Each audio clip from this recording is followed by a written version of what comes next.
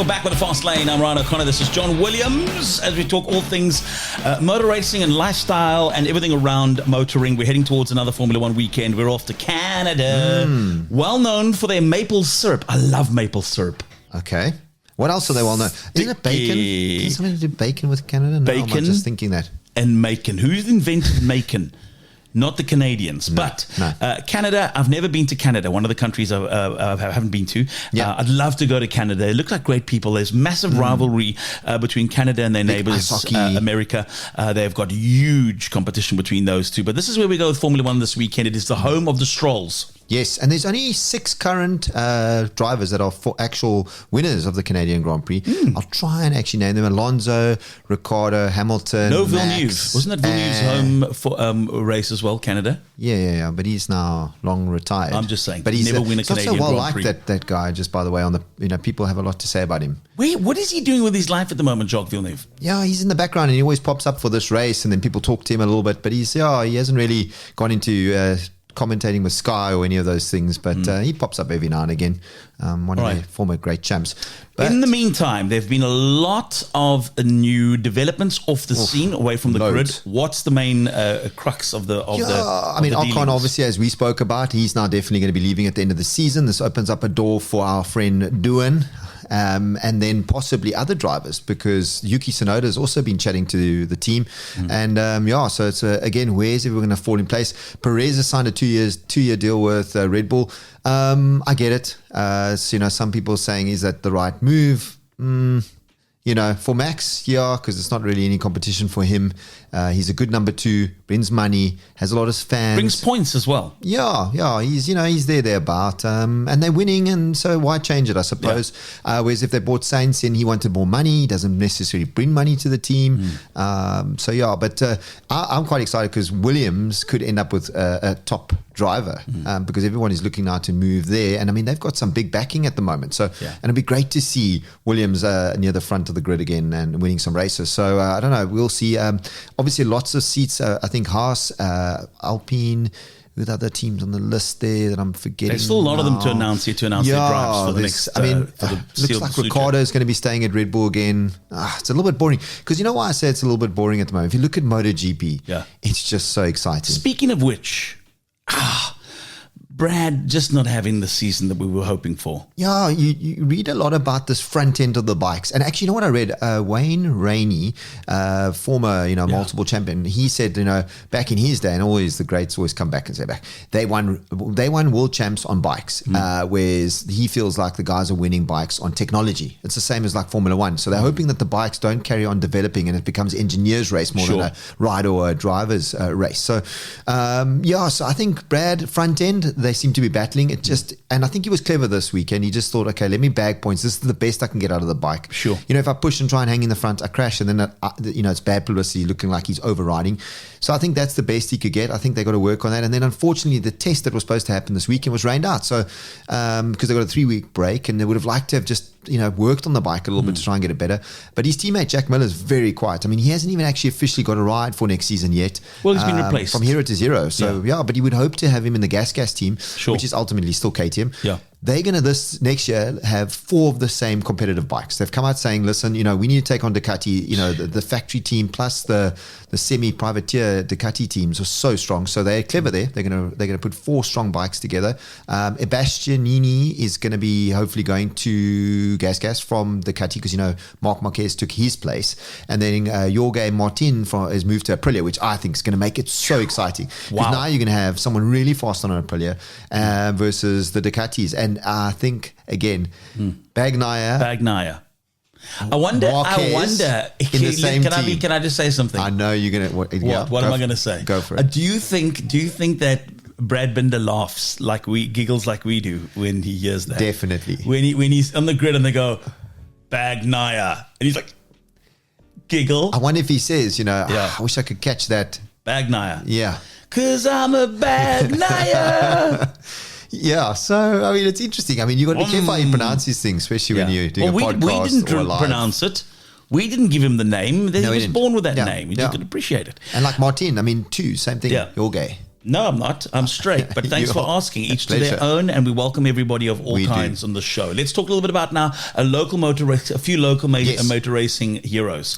I want to talk a little bit about those boys that raced their backsides off last week, despite the conditions, which weren't great. No, tricky conditions, but it's an amazing race. I love to watch like endurance races, especially the big ones like Le Mans, which is coming up, 24-hour Nürburgring.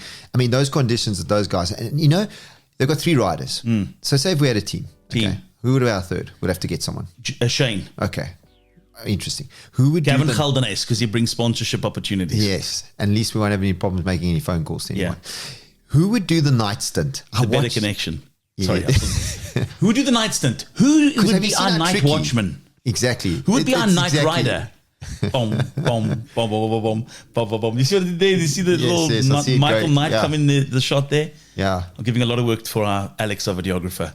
Editor. Boom, boom, boom, boom, boom, boom, boom. So yeah, it would be tricky to decide because I watched the guys at night in that rain, in the fog, and that circuit. Obviously, like I say, it's 22 kilometers long. So yeah, it's interesting. 8 minutes a lap basically. But yeah, they finished. There was. I was going to say frog for days. There was. But there was fog. There was some frogs in the stands. Days there. The French. Les French, they go there to watch how they suck it there with Nürburgring. If you're not first, I spit on you. Yeah. Yeah. So you got a lot of frog watching you when you raced, eh? Yeah. You raced in France. I actually had more putters watching me. Local putters. A lot of sardines. Yeah. Is that what they call Sardinians? Yeah, maybe. Sardines. Yeah. Speaking of Sardinia. Yes. I'm going to phone this guy. Let's phone this guy. Let's phone him. Hello, Ryan. How you doing? Hey, Max. How are you? Super solid, man. How's the Max? Ladies and gents, Max Smart. Wow. Where do we even begin? Listen, first of all, a huge congrats. Thank you so much, man. I really am so happy on how last weekend went. It was one of the best weekends of my life. No, Max, you know, we spoke at the hill climb and I just had a feeling that you're going to do well. Something about that race. I think it's tough, it's hot. And South Africans, we just love that type of environment. Did you feel it was the case? Yeah, exactly. You know, I actually had a few South African and African rally drivers reach out to me and they're like, you know, we like it rough. You're going to do well. And yeah, they were right.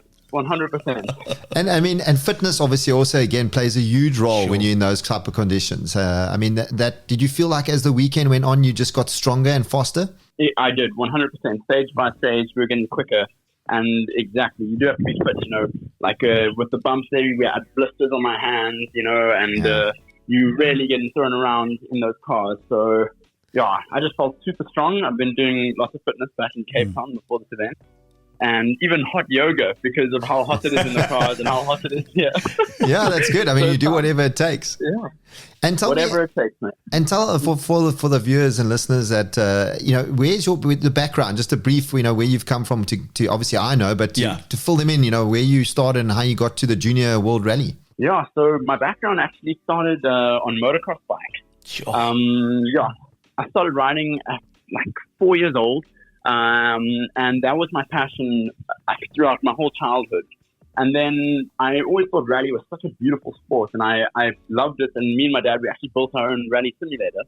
And I always played on there just out of pure love and passion. And one day, me and my dad, we were chilling at home, and he got a mail from Motorsport South Africa mentioning this whole FIA Rally Star Global Young Driver Talent Search program, where you can win a seat for one person from every continent can win a seat in a fully sponsored training program in Europe in 2023.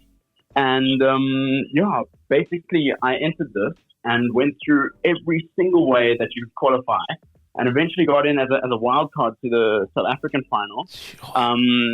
Like after coming so close to getting my way in by winning some of these events.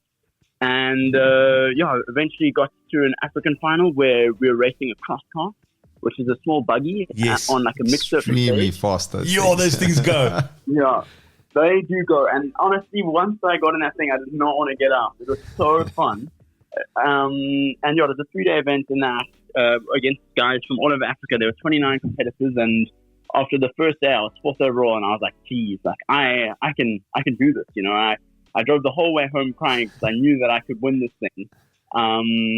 And yeah, going into the second day was just even faster, 2nd overall, and then the third day, like I won it, and just changed my life entirely. Yeah. You know, I get so excited listening to your story because it's obviously similar. You know, when I raced the Prix Star Drivers Championship was a similar thing. You know, this competition, they just never come about. And then randomly, every so few years, this opportunity comes. And I mean, you grabbed it. But it's the best of the best. I mean, awesome. You've got to jump through so many hoops to get there. It's not just a matter of that everything just falls into place. I mean, if I look at Max's journey and listen to it, I mean, there's no room for error. No. The smallest error in any of those steps would never have got Max through where he is now. No, and people don't realize there's millions of kids trying to get this opportunity. There's only Max, 3 spots, 4 spots?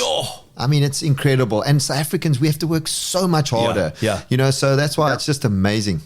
Max, really, I mean, John was telling me the kind of work that goes in, and from your side, the effort that you've put in to compete with people that, I mean, it's their backyard. You look at Sardinia, your competition, all of them, and that's their backyard. That's where they play. You're coming along going, well, what am I going to expect here? What am I going to, you know, what's this like? These are competitors that have been using that track for years. And sorry to cut you off there, Max, but Ryan's so right, because you would have had to write pace notes. Those guys would have the notes, because remember, they do this rally every year. So they go, so Ryan, for people that don't know, they write their notes off a blank piece of paper. So they arrive there. So Max would have had to write the notes from scratch, not having done that circuit. So I know exactly what it's like. So, I mean, and I mean, getting used to the co-driver that you have, I mean, that seems to be going well. Yeah, super, super solid. And touching back on things, just coming from Africa and South Africa, it's so that, you know, that Hulle Vietnamese, but on thing, you know, like,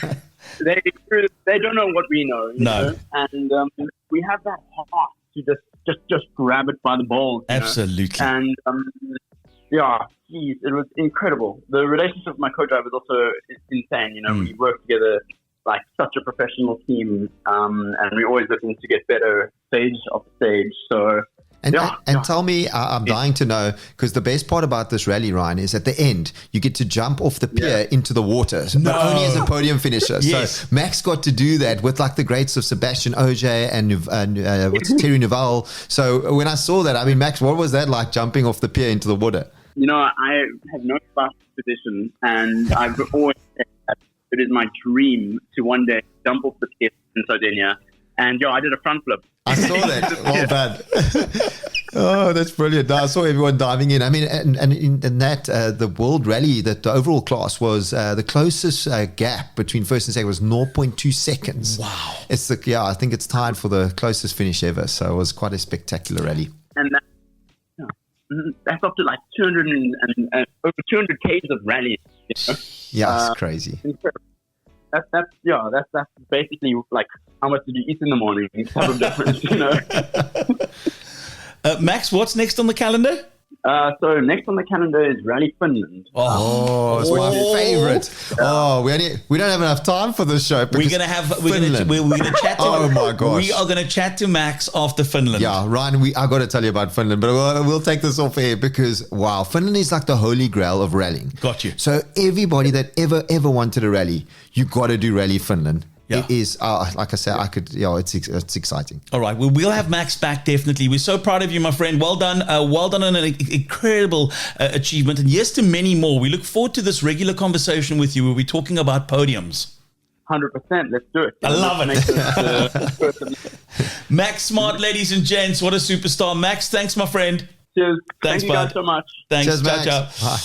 What a lekker guy. What a nice guy. And what a career ahead of him. We will chat with Randall Max. A. WhatsApp audio.